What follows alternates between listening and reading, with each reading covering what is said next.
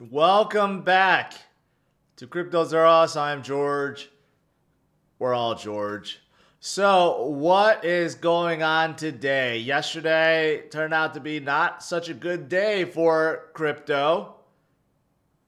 Is it going to be better today, or is it going to get worse before we see that bounce?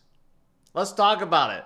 Let's talk about this Bitcoin bounce. The moment the Bitcoin bears have been waiting for. Is it right around the corner, or is everything over?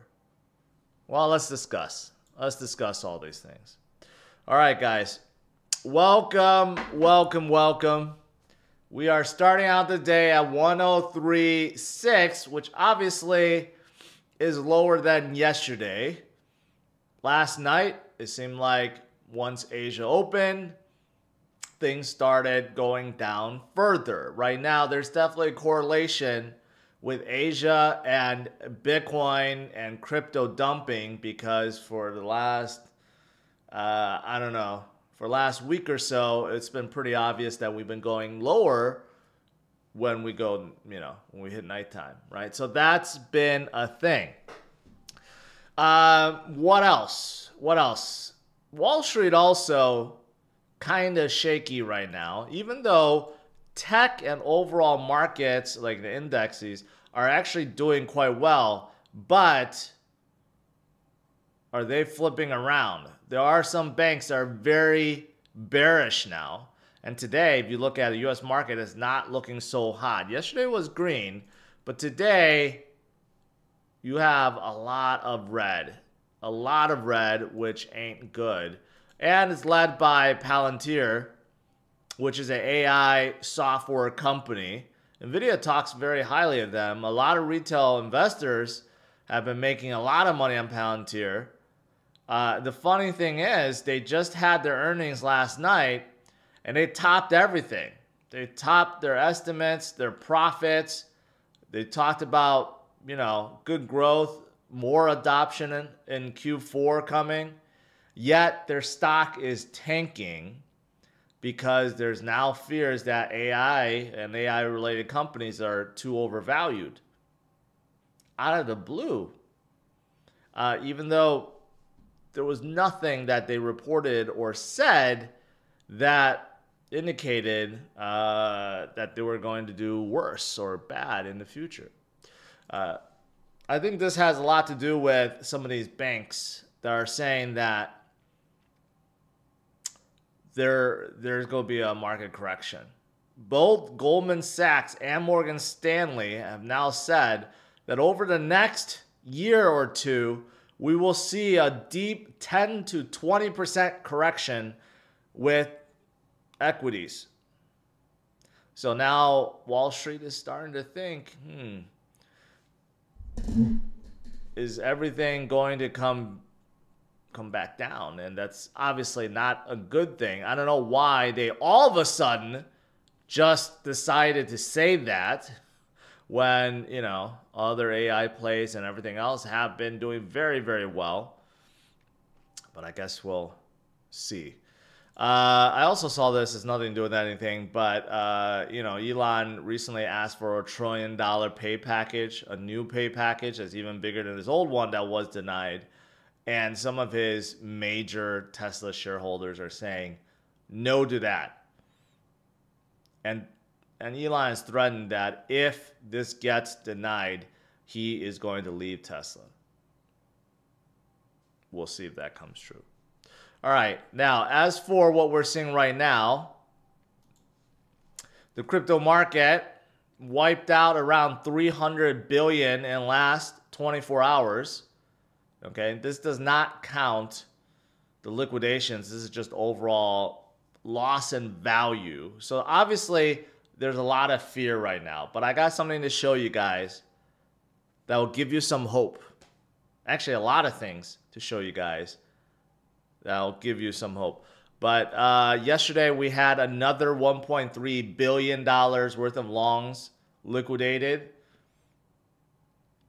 This is what's going to keep on happening. People that irresponsibly throw longs or even shorts will keep on getting wrecked.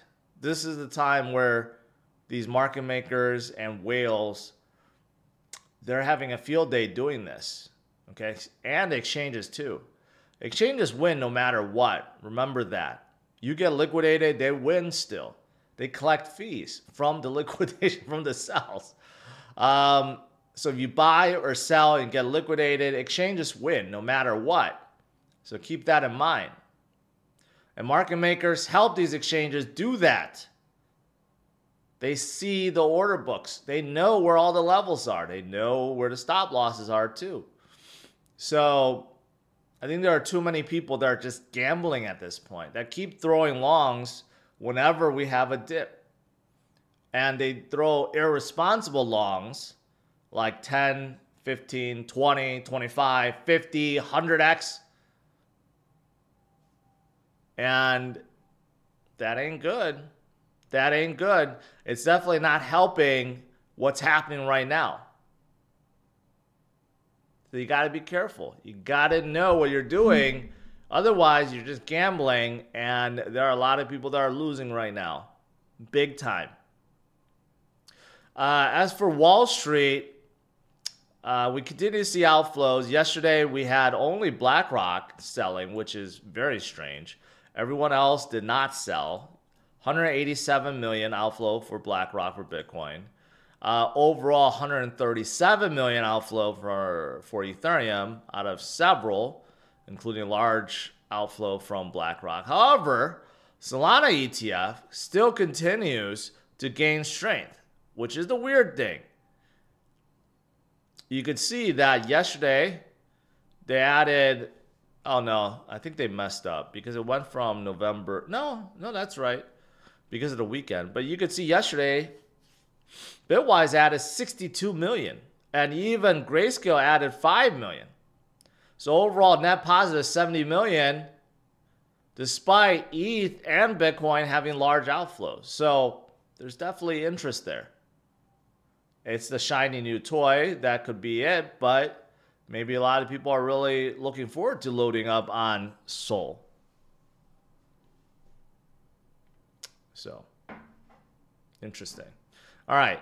Now, as for some good news, okay, let's hear some good news. Right now, we're hearing a whole lot of bad news. What's some good news? Well, the good news is, if you look at traditionally some of the things that help Bitcoin move higher, for example, liquidity, the global M2 money supply, it's been expanding rapidly. Okay. And whenever you have massive amount of liquidity flowing, that's generally a good thing for equities and for commodities and for digital assets like Bitcoin. So that we know is still happening, right? So that is a good thing. We haven't seen it affect Bitcoin yet. We haven't seen it affect it yet. But that doesn't mean that it won't.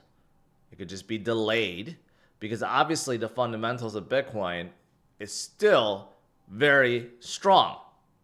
Nothing has really changed. You still have many companies that are raising money to buy Bitcoin or starting their Bitcoin treasury for the first time. Here's one, Matador Technologies raising $100 million to buy more Bitcoin. And then you have a Singaporean Bitcoin mining company, Palantir, that is increasing their holdings. And of course, you got Sailor that continues to figure out more ways to raise money to buy more Bitcoin. So these things have not changed. And there's more and more coming every single day. This never happened in previous cycles. We never had all these companies rush to create a Bitcoin treasury. This cycle, we do. It's different. This is the reason why Sailor says, hey, Bitcoin is going to continue moving upwards. It will hit $1 million as major banks embrace it. And we have seen that. This is not just because Saylor says it.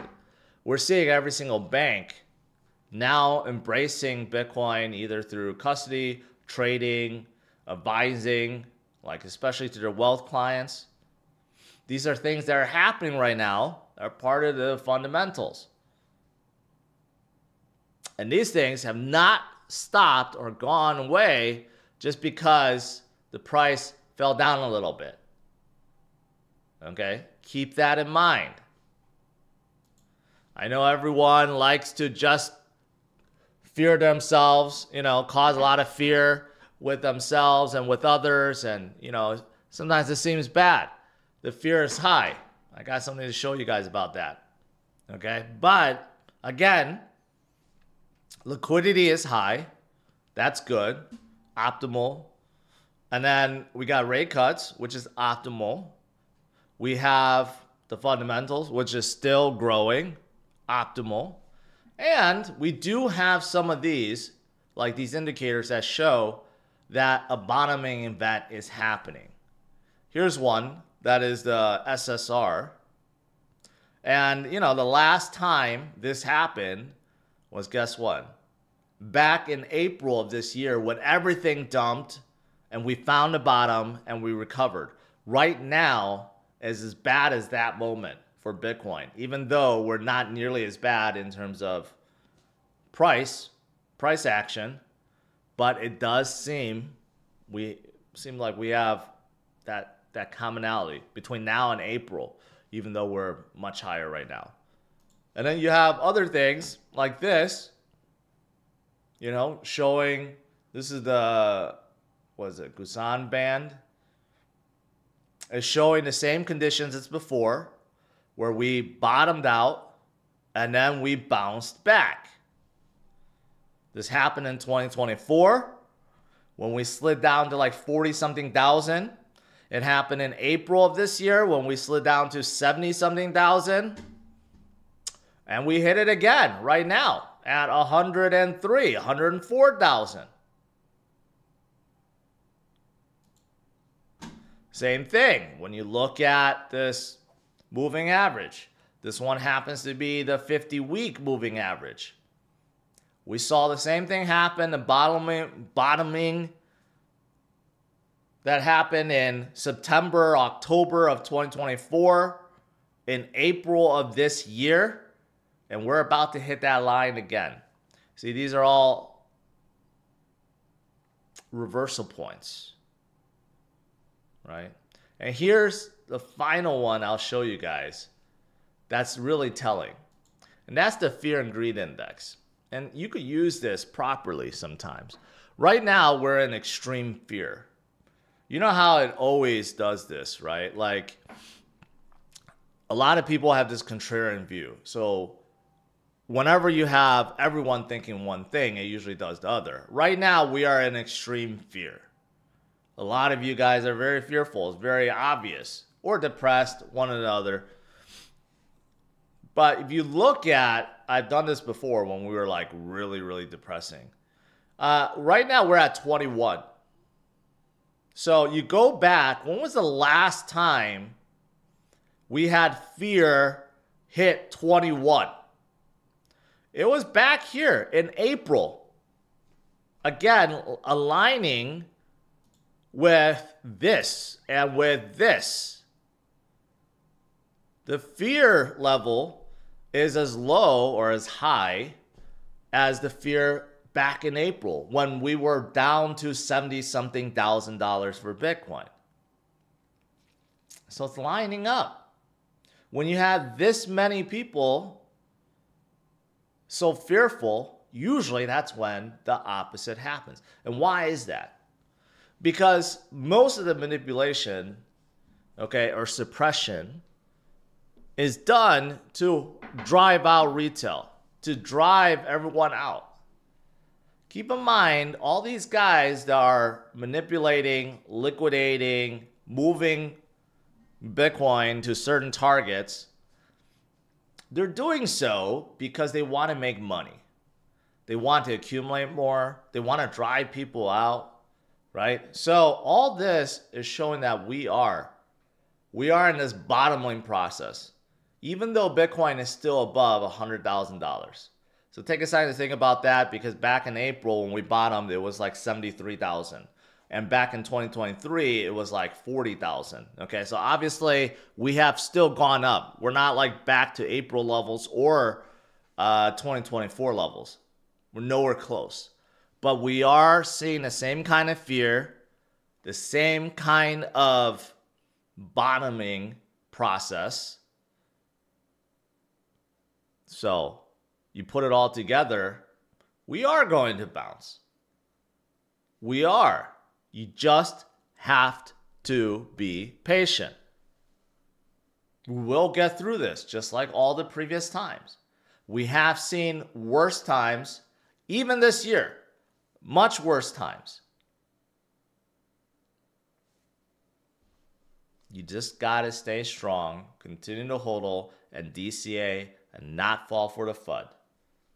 That's all you have to do. And yesterday, if you watched my video at night, I mentioned there was a lot of FUD yesterday around Wintermute.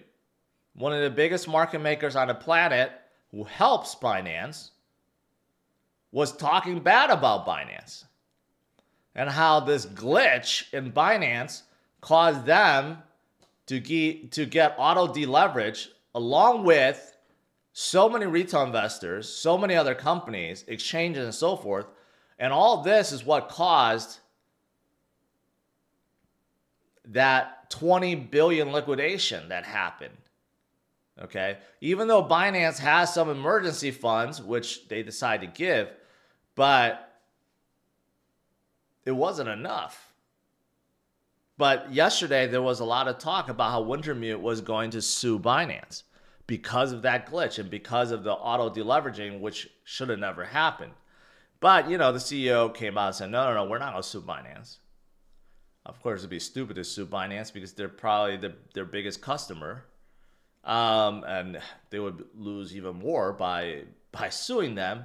But still, there was a lot of fear, a lot of FUD caused by random people on X.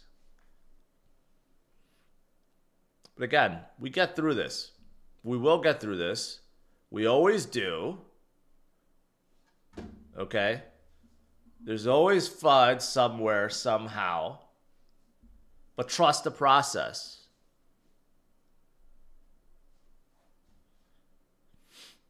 All right. That's pretty much it. I don't really have any. There's this. I saw this. Stream Finance halts withdrawals after a $93 million loss.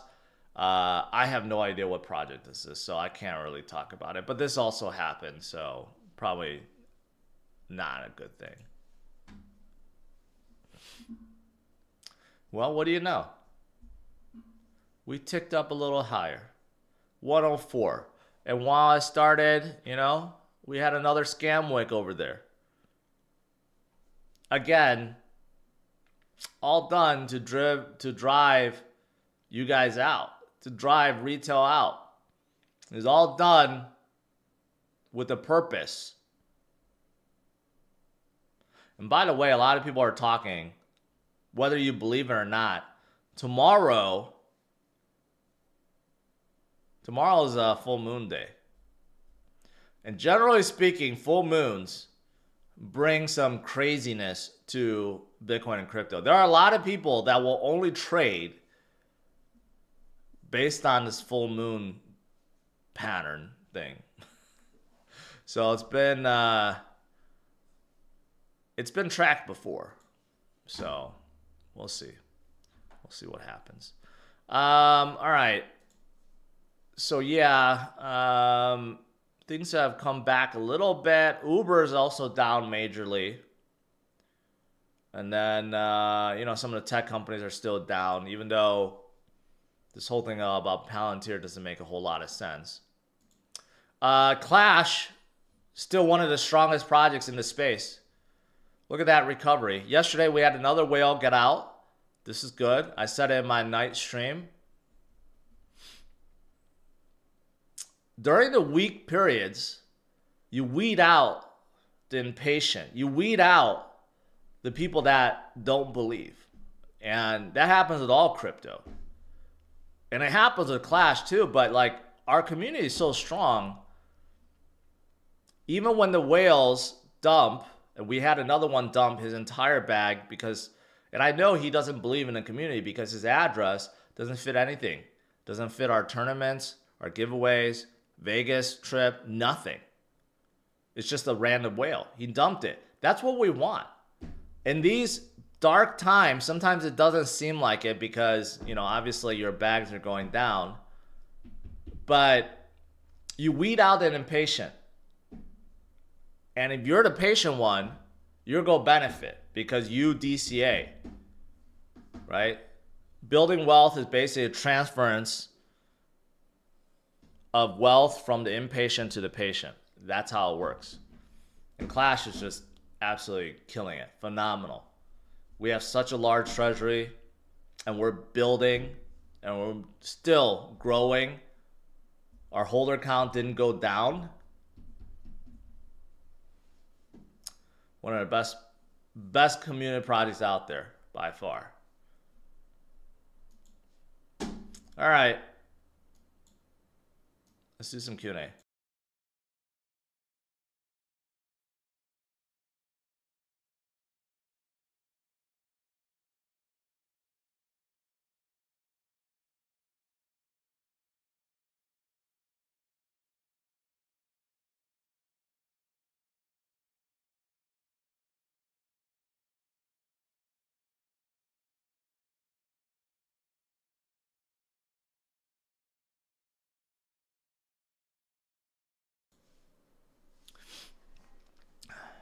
Seeing a little recovery right now. Just a little bit. Sold back to 164, even though it was 180s just a few days ago. But a good opportunity to pick up. Yesterday, I had a intro call with DeFi Development Corp. Interesting. I didn't know. Really founded by ex-Kraken people. They've raised funds to buy a whole bunch of SOL back in April when it was like dirt low. And largest SOL, treasuries on the planet. And they do something with their SOL. They earn yield with it. So they feel like they're different than, say, Strategy because Saylor doesn't do anything with his Bitcoin. So, and those guys participated in our Clash tournament before, and they said they'll continue to do so and show support. And I have to schedule a full interview with them soon. I never do interviews ever, but I'm willing to make exception for them because they have shown support for Clash.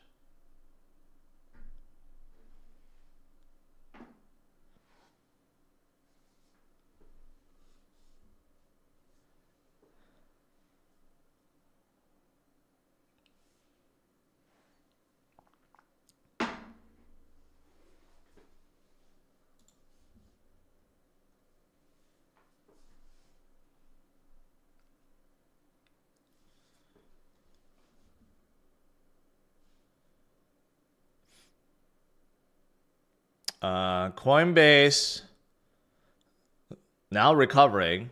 It was down huge at market bell. Robinhood also down for no apparent reason. They're having a quarterly report, I think tomorrow or Thursday. Absolutely no reason for them to go down, but they are recovering, as you can see, filling that gap. Nvidia went down because of Palantir. Broadcom, look at Palantir, still down 8%. Horrible. I hear about them a lot, but it made no sense based on their quarterly because they killed it. Gold is still hovering. It lost all the momentum over here. I don't know if it's going to just consolidate or continue to go down. But all this money went somewhere. Or just sitting on the sidelines waiting to enter something.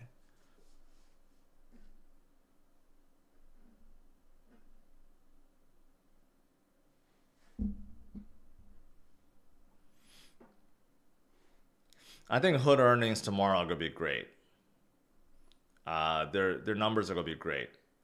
I mean, Coinbase already reported and it was spectacular numbers, so there's no reason to think that Hood numbers are not gonna be great unless they come in lower than expectations, unless the expectations are really high. So I'm banking that Hood is gonna do well tomorrow. But you know, who knows? Who knows?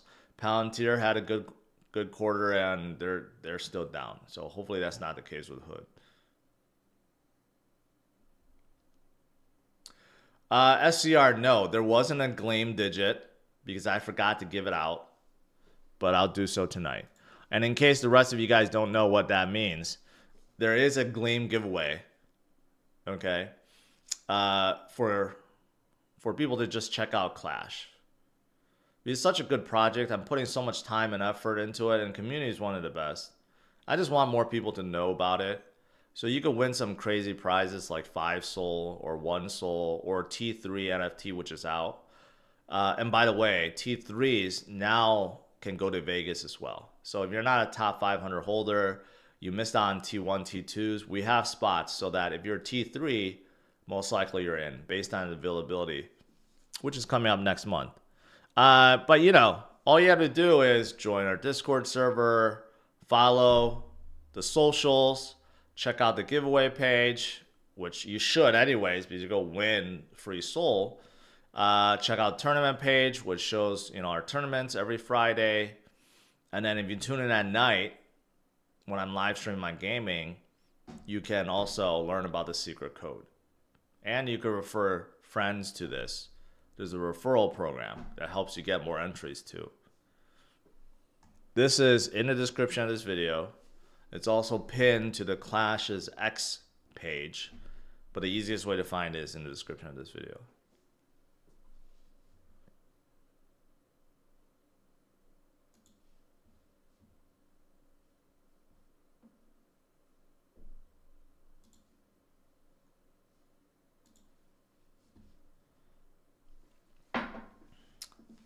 Thank you, my man.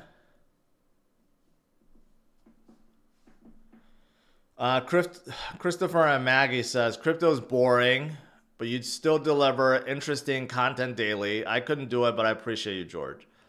I appreciate that.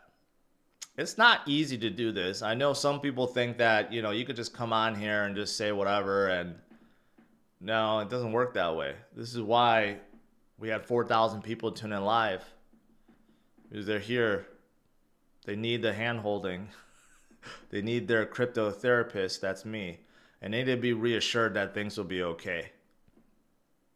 And people need to hear sometimes that others have been through it. You know? The others have been through it. And they just need that reassurance.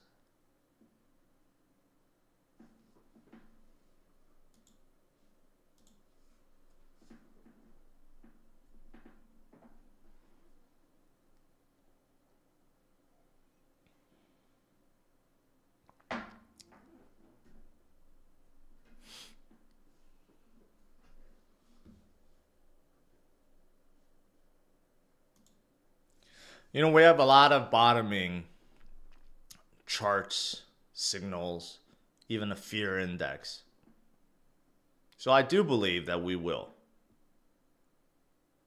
In fact, that little wick that we just had at the beginning may have wicked us down to that 50W moving average. It all aligns. This happened last year, right around October timeframe. It happened in April, and now it seems like it's happening too. And even with the fear index, Bitcoin has not been at this fear level since April. Same thing, when we last bottomed.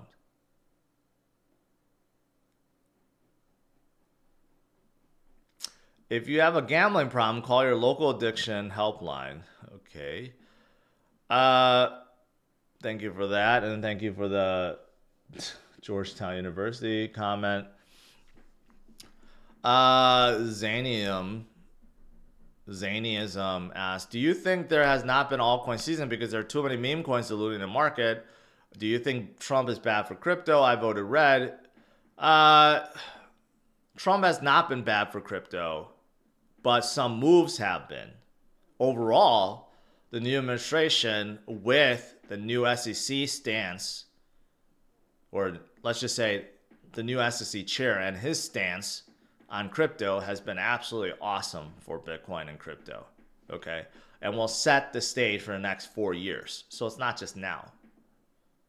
But obviously, I don't like what he and his family personally have been doing, taking advantage. I don't even think it's him. I really think it's just his sons, actually.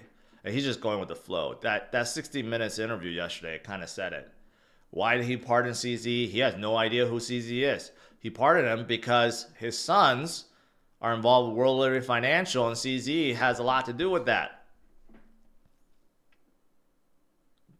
Like he just said it out loud and and admitted it, basically. So, you know, stuff like that, I don't think anyone likes. You know, when Trump coin came out, when Melania coin came out, it turned out that, you know, the insiders, who are the insiders? The family members owned 80+% of it. And even Arkham and others showed that what? They cashed out 300 million or 500 million right off the bat. Stuff like that doesn't look good. But, you know, as a whole, I think now crypto is being deregulated from the very regulated stance of before. I think it's a good thing. The Genius Bill passing is a good thing. I think we still have the Clarity Bill. If that passes, it'll be a good thing. The more relaxed stance from SEC is a good thing.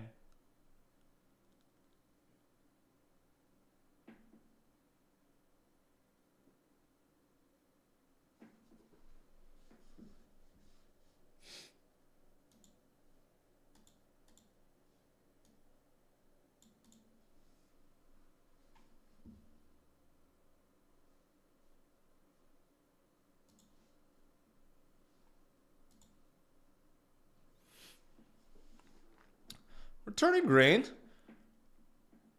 Slightly. Baby steps back up.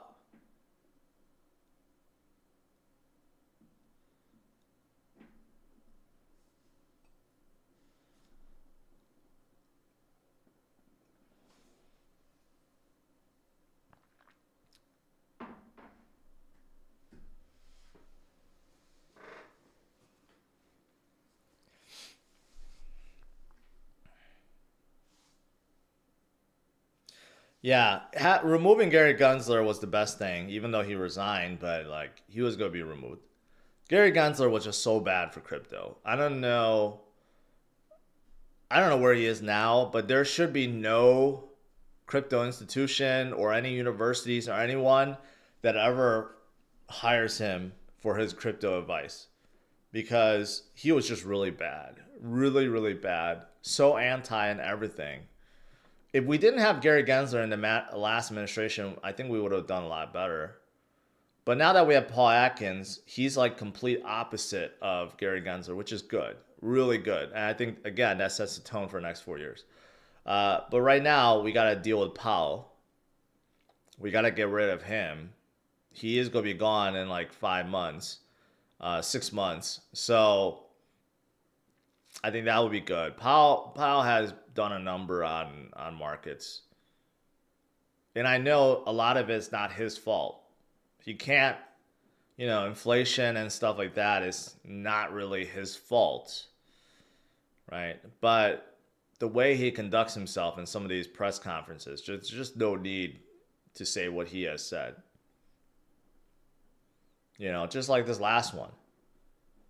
You could just say it. Like, hey, you know, between now and December, we're going to evaluate, you know, the data that comes in, and we'll make a determination if we're going to cut again in December. Could have said that instead of saying, well, you know, don't don't be so sure that there's going to be another cut in December. You know, it's not a foregone conclusion yet. There's a big difference in how you say things. And the way he said it just spooked the market, spooked the hell out of the markets.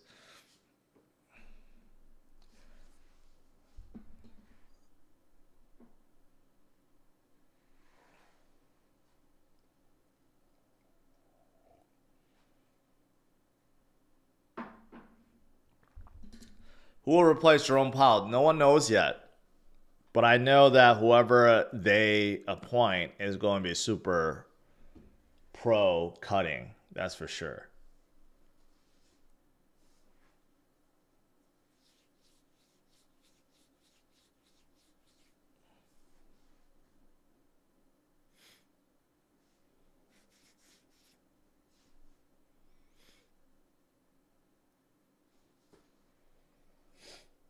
I don't know if any of the stocks are recovering.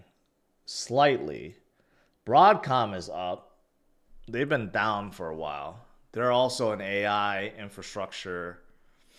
I hold a little Broadcom, but they haven't been doing that terrific.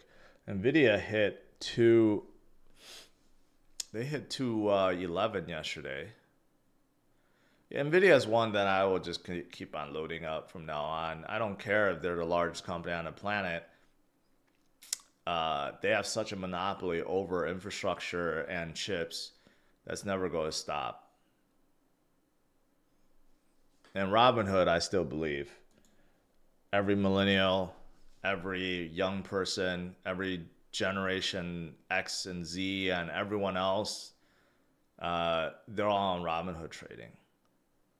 So I think they're going to go very far too.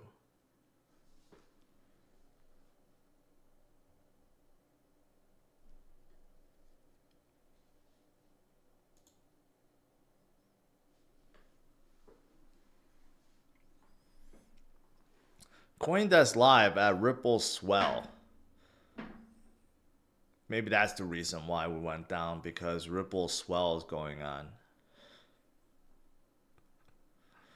I remember one time at a Bitcoin conference, I don't know, I don't remember which one. I think it was like years ago when I was still in Miami. I came across this bus for Ripple Swell, and it was empty. And then I came across this desk on just a street corner that said, yeah, you know, register for Ripple Swell. But like no one knew where it was. And I just thought it was funny. I'm sure there's a lot more people there now, but you know, back then Ripple was still like holding at 30 cents.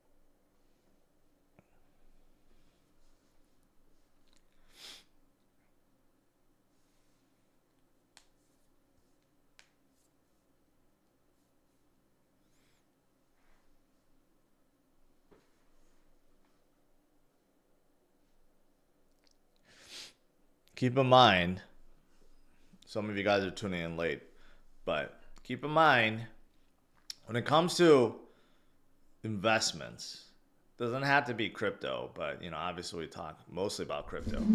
But when it comes to investments, really, how you make money is transferring wealth from the impatient to the patient, right? That doesn't mean that it works for everything. Like if you're buying some unknown meme coin that just came out,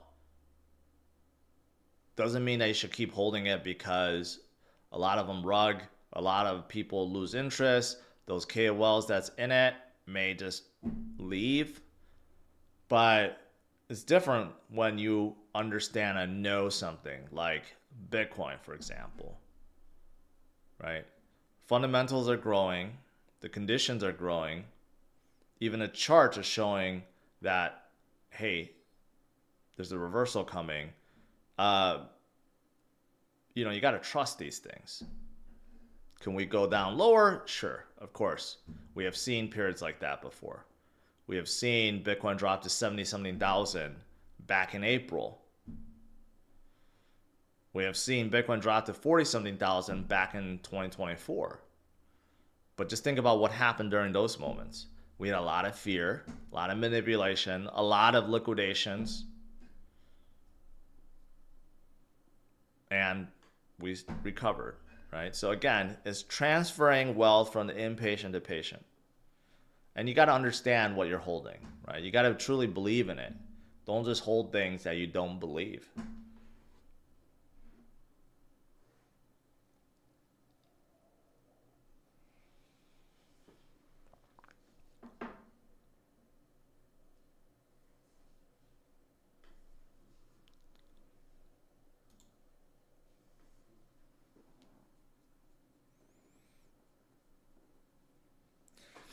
When and at what price would you consider we're entering bear market?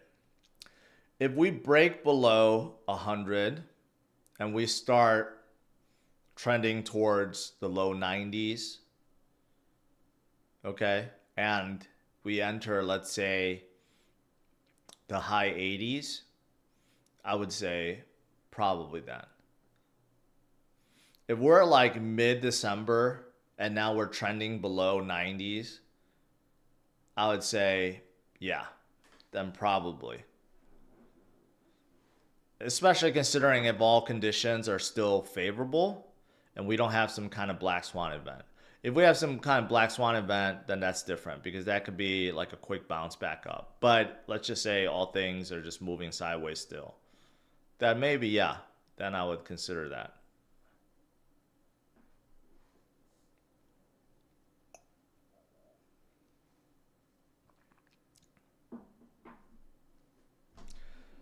Next 2C, stop exaggerating. If we break 100, we're not going down to 60 easy, and then 30 that easy, okay? You are exaggerating. Even back in April, when everything was falling, we didn't fall to the 60s. Stop exaggerating.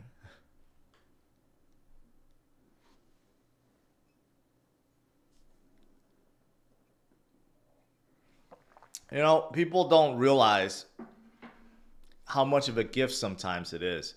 You know, back in April, November from the election, like November to about December, January was great until tariffs were announced, right? So from January all the way to April, everything slid down.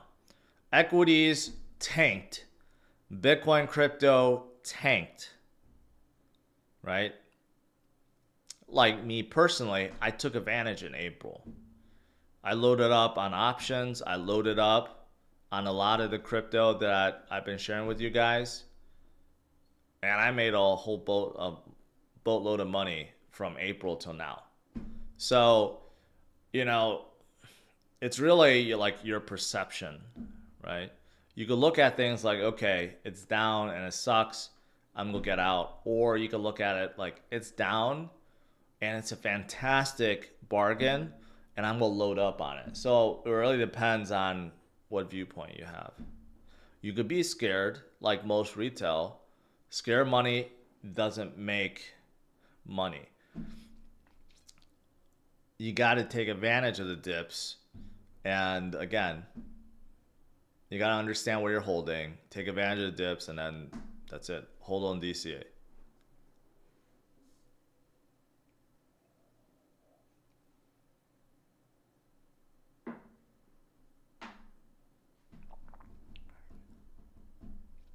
Same thing with Clash subspace. When Clash first hit 82 million or something, it had a slow gradual decline down to 16. These people just didn't believe in it. But a lot of people did. They picked up around 16, 18, 20 million. And now we're double from that point. We broke into a new high even like last month. But it's the same concept.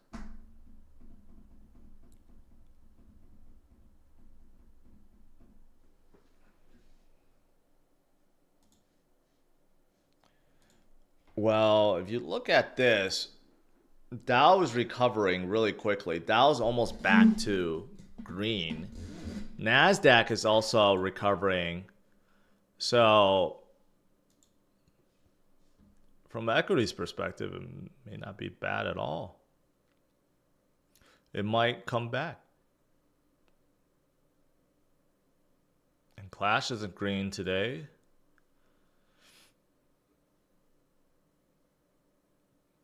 Pretty good recovery from yesterday's whale dump. And right now, others like Hedera, Litecoin, even though they got their own ETFs, I have no idea how much volume they have. But Sol is still gaining despite the fact that others are being sold off. I mean, in terms of ETF inflow, not the price itself, but ETF inflow. Yesterday, they had 70 million inflow, which is actually really good.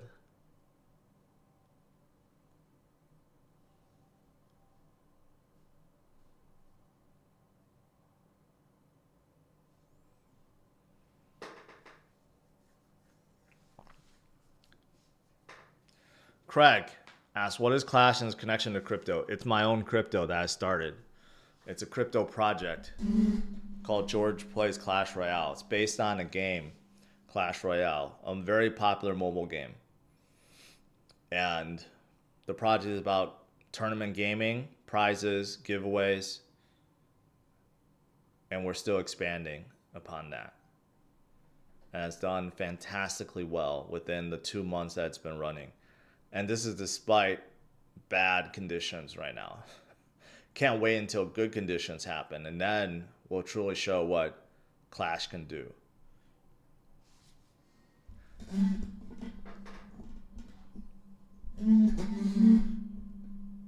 All right, guys. I think that's pretty much it. Overall today, obviously down from yesterday. We have a slight recovery, but let's see what happens. This bounce moment that Bitcoin bulls, investors are waiting for, it is coming. All indicators show that it's coming. You just have to be patient. Remember, dips are gifts. Wealth is made by being patient, taking from the impatient. So stay strong, my friends. I'll see you guys tonight. All right? Smash the like, subscribe to the channel. Take care. Bye-bye.